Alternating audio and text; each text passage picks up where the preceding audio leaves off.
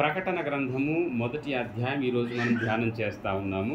ఈ ప్రకటన గ్రంథ ధ్యానాలు చాలా క్లిష్టమైనటువంటి సంఘటనలుగా ఉన్నాయి. దేవుని యొక్క ఆత్మ నడిపింపు ద్వారా మనం ముందుకు సాగు. చాలా సంవత్సరాల క్రితం ఒక కుగ్రామంలో ఒక పాడుబడ్డ గృహం ఉండేదట. ఆ గృహం చాలా పెద్దది, చాలా వైభవపేతంగా ఉండిందట. అది కానీ దాన్ని వాడకం మానేసిన తర్వాత అది దెయ్యాల కొంపగా మారిపోయింది. అప్పుడు ఏం జరిగిందంటే ఆ గృహాన్ని చూడడానికి చాలా మంది భయపడేవారు. కారణం ఏంటంటే అది పెద్ద గృహము.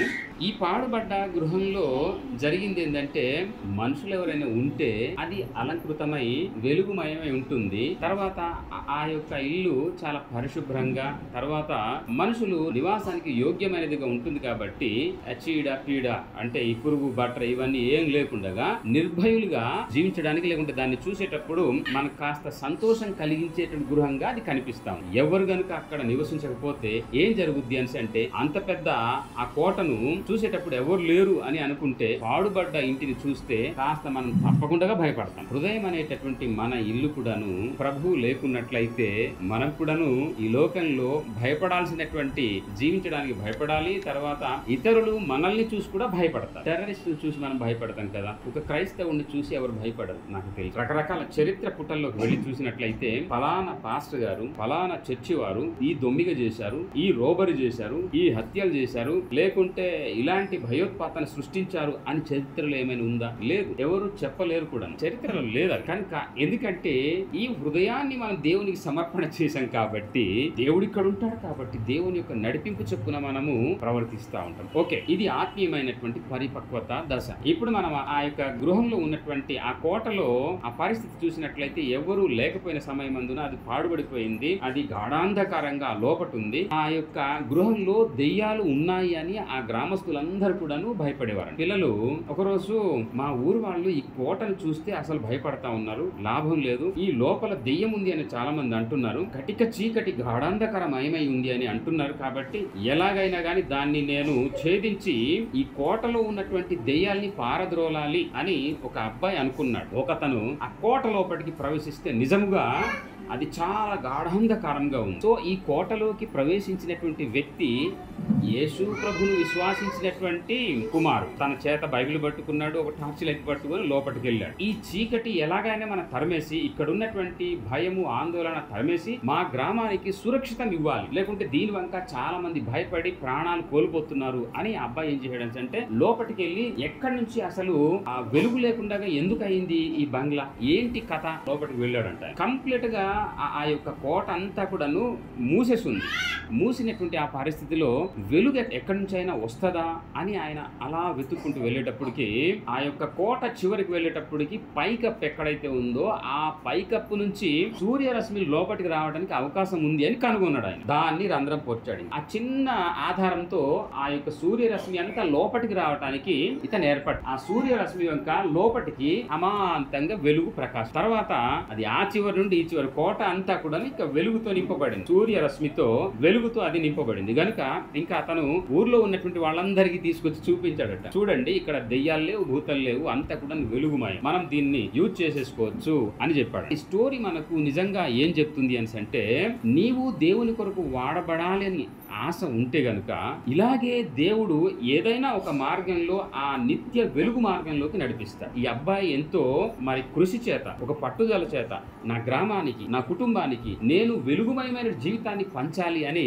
ఆ విధంగా వెళ్ళేటప్పుడు ఒక మార్గాన్ని దేవుడు నిర్దిష్టించాడు. ఆ మార్గం ద్వారా ఆ వెలుగు లోపలికి ప్రకాశింపచేయగా ఆ గ్రామస్తులందరూ కూడాను ఆ కోట లోపలికి వెళ్లి నిర్భయులుగా వాళ్ళు స్వతంత్రులుగా జీవింపసాగారు. హల్లెలూయా. నీవు కూడాను అలాగే ప్రభు కొరకు జీవించాలి అనుకుంటే హృదయం అనేటటువంటి ఇంట్లో దేవుని యొక్క వెలుగు చేత నింపబడినప్పుడు అనేకమైనటువంటి నిగూఢమైనటువంటి మర్మాలు ఓపెన్ అవుతాయి. బైబిల్ గ్రంథము అద్దము. అద్దం ముందుకు మనం వెళ్తే గనుక మన నిజ స్వభావం కనిపిస్తా ఉంది. ఈ నిజ స్వభావము ఏదైనా ఒక అమెరికా మనం చేసుకోవటానికి, తయారవటానికి, రెడీ అవ్వటానికి, సరి చేసుకోవటానికి అది కుదురుబాటు అవుతుంది. అలాగే మన జీవితాలు బాగుపడాలంటే గనుక బైబిల్ గ్రంథం అనేటటువంటి అద్దం ముందు ఆ పిల్లాడు బైబిల్ గ్రంథము టార్చి పట్టుకున్నాడు, దేవుని యొక్క వాక్యంతో నింపబడి నేనే వెలుగు అన్నటువంటి ఆ యొక్క స్ఫూర్తితో యేసుప్రభు వారు అన్నారు, మొదట నేను లోకానికి వెలుగు అన్నాడు, తర్వాత మీరే లోకానికి వెలుగు అన్నాడు. ఈ అబ్బాయి ఆ విధంగా ఆయన ఆ లోపల దూరి లోకానికి తాను వెలుగుగా ప్రకటించుకున్నాడు ఆయన. హల్లెలూయా. కనుక దీని ద్వారా మనము మన యొక్క నిజ స్వభావాన్ని పరిశీలన చేసుకున్నప్పుడు నిజముగా అనేకుల కొరకు మనము దీవెనకరంగా మారిపోతాం ఆ అబ్బాయి వల్ల. ప్రకటన గ్రంథం ఈ మొదటి అధ్యాయాన్ని మనం ధ్యానం చేయడానికి మనం ముందుకు సాగుదాము. నిజముగా నిక్షిప్తమై ఉన్నటువంటి నిగూఢమైనటువంటి మర్మాలతో ఈ ప్రకటన గ్రంథం ఉంది. అంత్య దినాల్లో, కడవర దినాల్లో సంభవించేటటువంటి సంఘటనల నిమిత్తము ఈ గ్రంథంలో దేవుడు నిక్షిప్తం చేశాడు. యోహాను గారు ఈ ప్రకటన గ్రంథం రాయబట్టానికి దేవుడు కృప చూపించాడు. ఎలా అంటే హల్లెలూయా, ఆసక్తి మనకు ఉండాలి. ప్రభు కొరకు నేను వాడబడాలి, నా కుటుంబానికి దైవికంగా పెంచాలి, నా కుటుంబానికి దైవిక మార్గంలో అభివృద్ధి చేయాలి అన్నటువంటి ఆలోచన తపన ఉంటే దేవుడు ఎలాగైనా నీకు నిర్దిష్టమైనటువంటి తన యొక్క ప్రణాళికలో నడిపిస్తాడు. అందులో యోహాను గారు కూడాను ఆసక్తి కలిగి ఉండేవారు, ప్రియమైనటువంటి శిష్యుడు. అవునా? ఈ విధంగా ప్రభువుకు అతను ఉన్నటువంటి సమయమందున తాను యేసు ప్రభు వారి యొక్క సువార్తమానమును చక్కగా గ్రీకు దేశంలో రోమా సామ్రాజ్యం అంతా అతను ప్రకటన చేస్తున్నట్టు సమయమందున నిరో చక్రవర్తి పరిపాలన సమయం, డొమిషియన్ అన్నటువంటి రాజు పరిపాలన కాలం అది. వారిద్దరు కూడాను పక్క పక్కన ఒకరి తర్వాత ఒకరు పరిపాలించినటువంటి సమయ సందర్భాలు. అది దాదాపుగా 54 నుండి 68 క్రీస్తు శకం యేసు ప్రభు వారు వచ్చిన తర్వాత జరిగినటువంటి సన్నివేశం, సంఘటన ఇది. ఇలాంటి సందర్భంలో ఆ మొదటి శతాబ్దం అన్నమాట, మొదటి శతాబ్దంలో రోమా సామ్రాజ్యం అంతటా ఆ యేసు ప్రభు వారి యొక్క రాజ్య సువార్తమానం విస్తరణ చేయడానికి వీళ్ళు పూనుకున్నారు, ప్రభు యొక్క ప్రేమను బట్టి, ప్రభు యొక్క ఆజ్ఞను బట్టి. ఆ సమయంలో జరిగింది ఏంటంటే, రాజు అప్పట్లో ఉన్నటువంటి రాజులందరూ కూడాను వాళ్ళు చెప్పే విషయం ఏంటంటే, నేను రాజు కనుక మీరు నాకు ఆరాధించాలి, నన్ను ఆరాధించకపోతే మీకు శిక్ష అనేటటువంటి సందర్భాలు అవి. ఇప్పుడు కూడా ఉంది అబ్బాయి. క్రైస్తవులకు ఎప్పటికి కూడాను ఈ సందర్భాలు వెంటాడతాం. కానీ ప్రభు కొరకు ప్రాణార్పణముగా చావైన రేవైన సత్య సువార్త నేను ప్రకటిస్తాను, యేసు ప్రభు వారి యొక్క సత్య సువార్తమానాన్ని మేము ప్రకటిస్తాం. ఎందుకంటే ఈ లోకం నాది కాదు అని ప్రభువారు అన్నారు, మీది కూడా ఈ లోకం కాదు అని ప్రభువారు గుర్తు చేశారు. నన్ను హింసించారు గనుక, నన్ను ద్వేషించారు గనుక మిమ్మల్ని కూడా ద్వేషిస్తారు అని ప్రభువారు చెప్పారు. గనుక ఇదంతా కూడాను క్రైస్తవ సమాజానికి చాలా తేలికైనవి, ఇవి మనకు కష్టతరమైనవి కావు. ఎందుకంటే మనం ఈ లోకం కొరకు బ్రతకడం లేదు, అంతేనా? మన రాజ్యం ఈ రాజ్యం కాదు, మనది శాశ్వతమైన రాజ్యం, ఎల్లా కాలం యుగ యుగాలు జీవించేటటువంటి పరలోకం మన. కనుక ఆ పరలోక రాజ్యం కొరకు వారు ఎంతో త్యాగం చేసుకున్నారు, కావటానికి రెడీగా ఉన్నారు, సత్య సువార్తను వాళ్ళు ప్రకటన చేస్తా ఉన్నారు. ఇలా ప్రకటన చేస్తా ఉంటే నన్ను ఆరాధన చేయకుండా, నన్ను మ్రొక్కకుండా యేసు ప్రభువుని ఎవరో ఆ దేవుణ్ణి మీరు నన్ను ఆరాధన చేయమని మీరు చెప్తారా, ఆయన గురించి ప్రకటన చేస్తారా అని ఈయన్ని ఏం చేశారని అంటే జైల్లో వేశారు. ఆ జైలు ఏంటంటే పద్మాసు ద్వీపం. ఈ పద్మాసు ద్వీపం ఎక్కడుంది అని అంటే గ్రీకు దేశంలో యూజియస్ అన్నటువంటి సముద్రం మధ్యన ఉంది. ఆ పద్మాసు ద్వీపానికి చుట్టూ కూడాను పక్క పక్కన డెడోనికస్ అనేటటువంటి దీవులు ఉన్నాయి. డెడోకనిస్ అనేటటువంటి దీవులు, చాలా దీవులు ఉన్నాయి.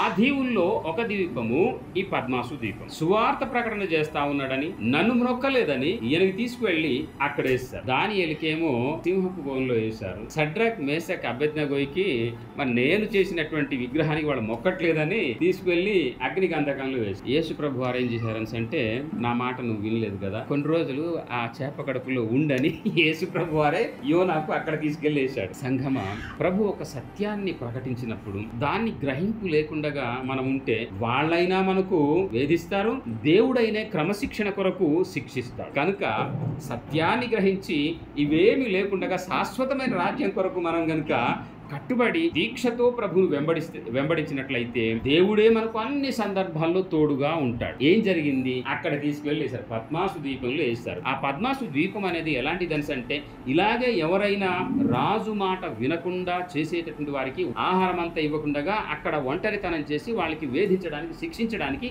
ఈ పద్మాసు ద్వీపం ఏర్పాటు చేయబడి అక్కడ వేశారు. అక్కడ ఒక కొండ ఉంది, ఆ కొండలో ఒక గుహ ఉంది. ఆ గుహలో ఈ మహానుభావుడు కూర్చున్నాడు, ఇంకా ప్రార్థనలో మొదలు పెట్టాడు. ప్రార్థన చేస్తున్నట్టు సమయం అందున దేవుడే అతనికి ప్రత్యక్షమయ్యాడు. మనం జ్ఞాపకం చేసుకున్నట్లయితే ఆ దీవిలో ఎవరు ఉంటారంటే శిక్షించబడేటటువంటి వారు. ఆ దీవిలో ఈయన తప్ప ఇంకెవరు లేరండి, ఈయనొక్కరే ఉన్నారు.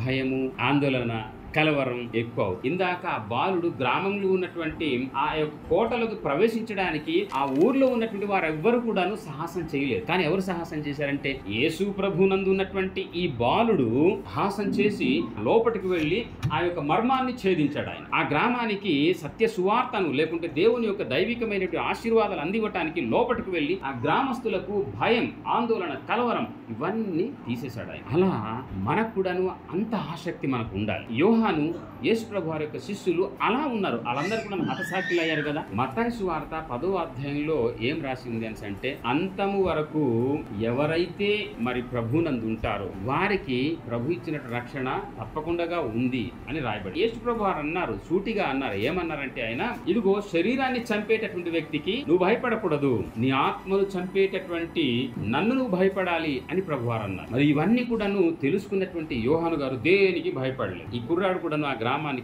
రక్షించడానికి భయం, ఆందోళన ఇది ఒక వికారమైనటువంటి పరిస్థితి. ఈ బాలుడు కూడా కోట లోపలికి వెళ్ళినట్లుగా యోహాను గారు ఏకాంతంలో ప్రభువును దర్శించుకోవటానికి ఆయన ప్రార్థనలు ఉండేటప్పుడు ప్రభువే ఆయనకి దర్శనం. అక్కడ జరిగిన సంఘటన ఇది. గనుక ఈ మొదటి అధ్యాయంలో యోహాను గారు పద్మాసు ద్వీపంలో నెట్టివేయబడ్డారు. జైలు శిక్ష అనుభవించడానికి అక్కడికి దేవుడు అతనికి మరి చెప్పాలంటే అనుమతించాడు. మరి ఏకాంతంలో కూడాను అక్కడ ఉన్నటువంటి సమయం అందున అతను ప్రార్థన చేస్తున్న సమయం అది ప్రభు దినం అని బైబిల్ గ్రంథంలో రాయబడింది. ఒకసారి చదువుదామా? ప్రకటన గ్రంథం 1వ అధ్యాయము 10-12 వచనాలు మనం చదువుదాం. ప్రభు దినమందు మనందరికి తెలిసిన విషయమే. అయితే సంఘమా, ఇక్కడ ప్రభు దినమందు యేసు ప్రభు వారు భక్తుడైనటువంటి తన శిష్యుడైనటువంటి యోహాను గారికి దర్శనమిచ్చారు.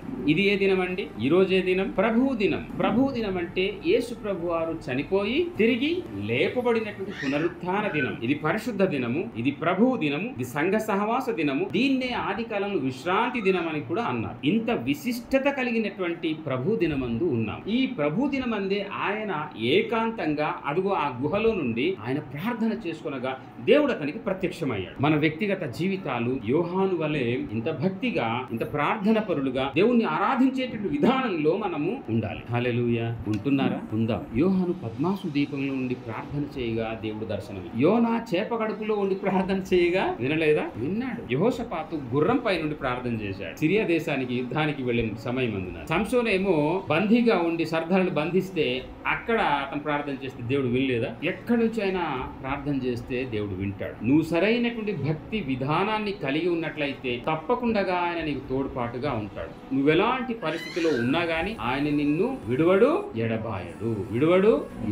ఈ మహానుభావుడు అక్కడ ప్రార్థన చేస్తే దేవుడు అక్కడ ప్రత్యక్షమై చెప్పాడు, ఇదిగో 7 సంఘాలకి నువ్వు అంత్యకాలంలో చివరి దినాల్లో జరిగేటటువంటి సంఘటనలన్నీ కూడా నువ్వు తెలియచేయాలి కనుక నువ్వు బుక్ తయారు చేయి, అది నిక్షిప్తం చేయి, దాన్ని మళ్ళీ ముద్ర వేయక దీన్ని ప్రకటించు అని తెలియదు. హల్లెలూయా. రాబోయే దినంలో ఈ మొదటి అధ్యాయంతో పాటు ఉన్నటువంటి అన్ని అధ్యాయాలు మనము వెనుక ముందు ధ్యానం చేయబోతున్నాం. మనము అందు జీవించడానికి, ఆత్మీయ ఉద్యమంలోకి వెళ్ళడానికి ప్రార్థన పూర్వకంగా ఎదుర్కొందాము. సహవాసంలోకి ముందుకు నడుద్దాం. 7 సంఘాలు. ఈ 7 సంఘాలు యేసు ప్రభు వారి యొక్క రక్షణ సువార్త మానం లేకుంటే సృష్టిలో ఉన్నటువంటి తన యొక్క విధానమంతా పరిపూర్ణతకు సూచనగా ఉంది. 7 అనే సంఖ్య. యేసు ప్రభు వారు సిలువలో మాట్లాడినారు కదా 7 మాటలు.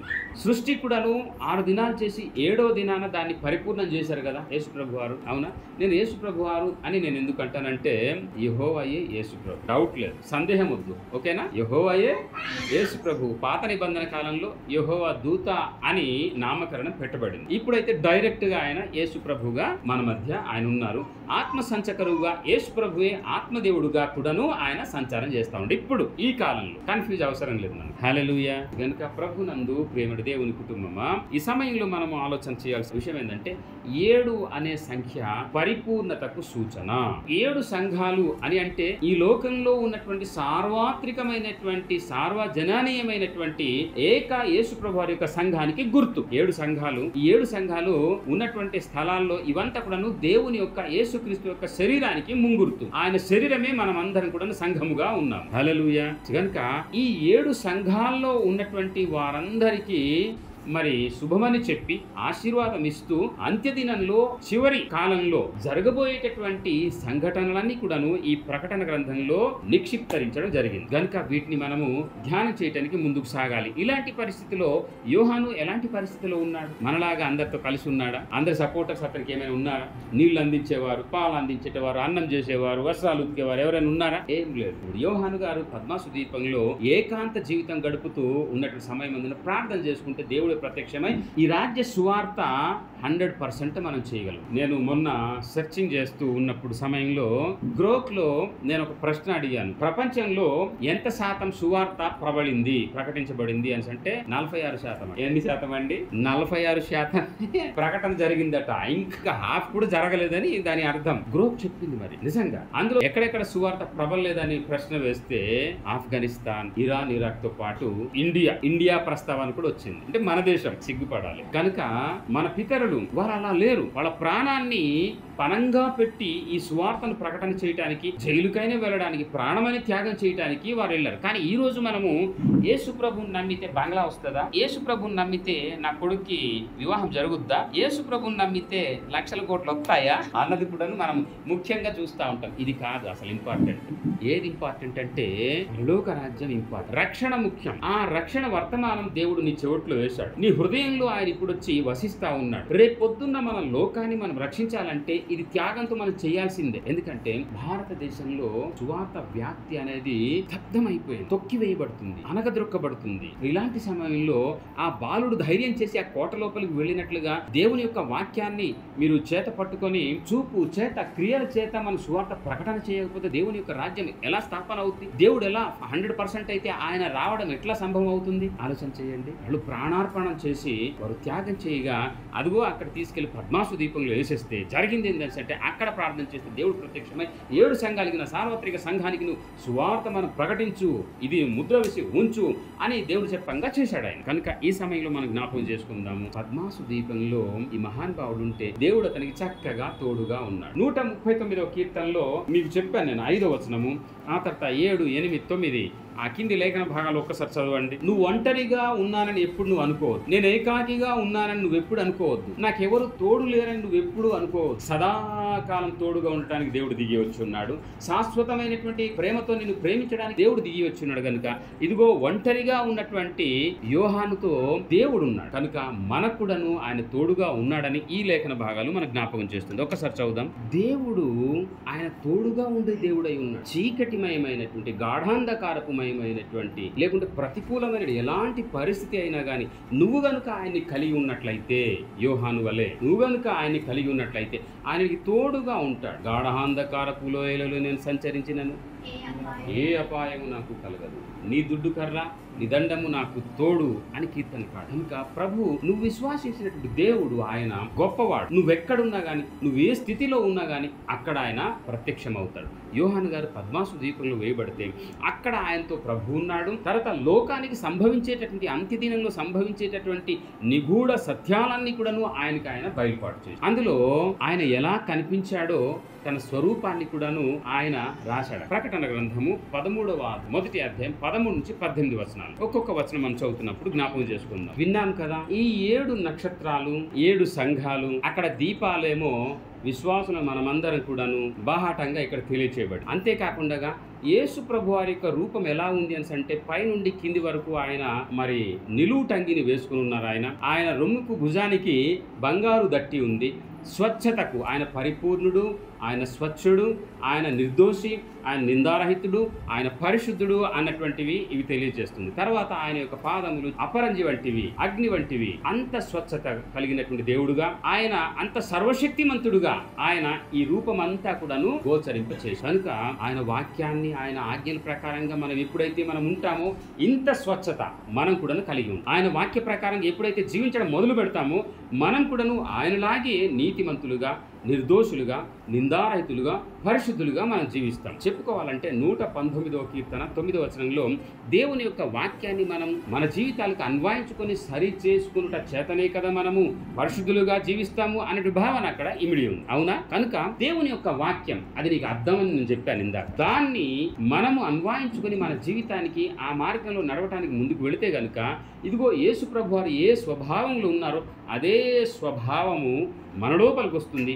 మనమలగా దివ్య తేజ మూర్తులుగా మనం కూడాను అగిపిస్తాం. కాదంటారా? కాదంటే నేను ఒక రెఫరెన్స్ మళ్ళీ ఫిలిప్పీ పత్రిక 2వ అధ్యాయం 16వ వచనం. ఎందుకంటే మీరు నా ముఖాలు చూస్తున్నారు కనుక ఆ వచనం చదువుదాం. మరి యేసు ప్రభు వారి యొక్క వాక్యాన్ని గనుక మనం కలిగి ఉన్నట్లయితే మనం తేజోమూర్తులుగా ప్రకాశం. ఇందాకే ప్రభువారు అన్నారు కదా, అట్టి జనముల మధ్యను మీరు జీవ వాక్యమును చేతిలో పట్టుకొని లోకమందు జ్యోతుల వలె ఎలా కనబడుతున్నారండి?